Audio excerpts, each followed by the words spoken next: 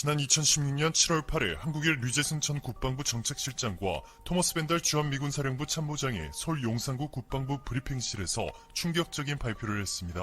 바로 한국의 미국 육군의 탄도탄 요격 유도탄 체계인 사드를 배치하겠다는 것이었는데요. 롯데그룹이 자신들이 소유하고 있었던 경북 성주군 초전면에 위치한 성주 골프장을 사드 부지로 제공했죠.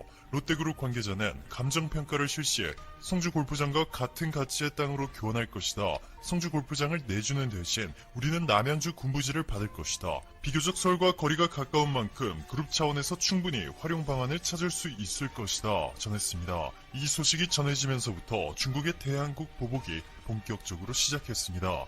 중국의 첫 번째 타겟은 사드 부지를 제공한 롯데. 중국 정부는 롯데마트가 소방 규정을 위반했다며 영업정지 처분을 내렸고, 보시는 것처럼 경찰 병력을 동원해 롯데마트를 완전히 폐쇄시켜버렸습니다. 롯데그룹은 중국에 총 112개 대형 롯데마트 매장을 두었는데 이 중 87곳이 영업정지 처분을 받으며 조 단위의 손실이 발생하자 결국 22개 점포는 중국 우메이 그룹에, 74개 점포는 리칭 그룹에 매각하며 중국 진출 11년 만에 완전히 철수하는 파격적인 상황이 연출됐습니다.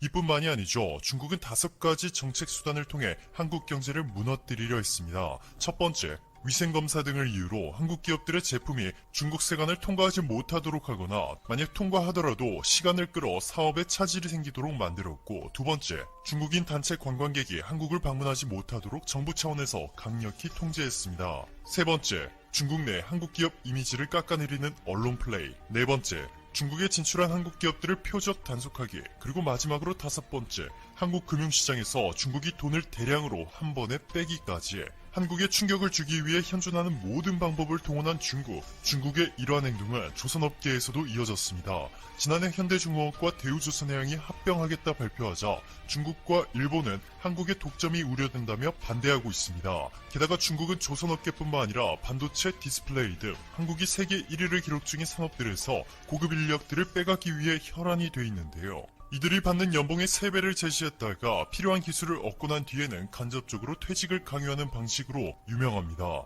질보다는 양, 신뢰보다는 낮은 가격으로 승부하는 중국이 세계 1위를 기록하던 한국의 조선산업을 오래 따라잡은 듯 보였죠. 영국의 조선해운 전문 분석기관인 클락슨 리서치에 따르면 지난 5월 중국의 점유율은 47%로 1위, 한국이 40%로 2위를 차지했습니다.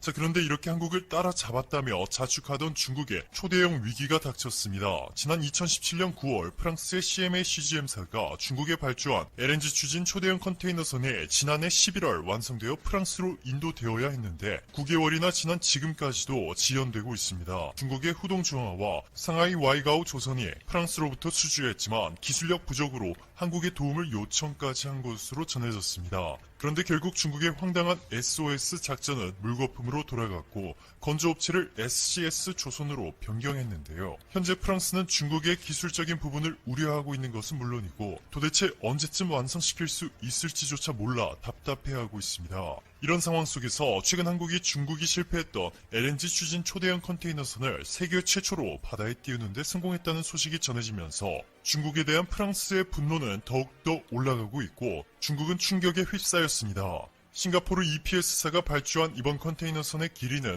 366m, 폭 51m, 깊이 29.9m 규모의 이 선박은 LNG를 연료로 사용하는 세계 최초의 초대형 컨테이너선입니다. 12,000큐빅미터급 대형 LNG 연료 탱크를 탑재하고 있기 때문에 한 번만 충전하면 놀랍게도 한국에서 유럽까지 왕복 운항이 가능하죠. 이를 만든 것이 바로 한국의 현대사무중공업으로 중국이 프랑스로부터 수주한 시점보다 무려 7개월이나 늦게 시작했는데도 한국이 압도적인 기술력을 바탕으로 전 세계에 다시 한번 조선업 최강국임을 알렸습니다. 여기에 중국 국영조선사가 건조한 LNG선 글라이드스톤호가 호주 앞바다에서 엔진 고장으로 멈춰서는 대형 사고가 발생한 점에 재조명받으면서 전 세계 해운 회사들이 중국을 손절하고 한국으로 몰려올 것이라는 의견이 지배적인 상황입니다. 한 조선업계 관계자는 대규모 물량을 선물로 계약하는 LNG 거래의 특성상 선박의 안정성을 최우선의 가치로 여길 수밖에 없다 라고 전했는데요. 최근 이 말이 결과로 증명되고 있습니다. 한국조선해양이 사우디아라비아로부터 대규모 선박 수주에 성공한 것이죠. 사우디 국영선사 바흐리가 5만 톤급 PC선 10척을 한 척당 485억 원, 총 4,850억 원에 한국과 계약했습니다. 한국의 조선 3사가 카타르에서 중국과 일본을 누르고 23조 원 규모의 LNG선 계약을 체결한 데 이어서 이번에 사우디에서마저 수주를 휩쓸어 버렸습니다. 글로벌 해운 전문 미디어 헬레닉 쇼핑 뉴스는 한국 조선해양은 상호 신뢰를 기반으로 지금까지 세계 최대 규모인 800척의 PC선을 건설했다 라며 놀라워했고, 필리핀의 로드리고 두테르테 대통령은 최근 한국이 만든 한국산 전투 체계까지 탑재된 해군 함정 호셀리자를 림팩 훈련에 파견하며 이렇게 말했습니다. 한국이 만든 군함이 넘버원이다. 이 배가 필리핀 해군을 대표하는 데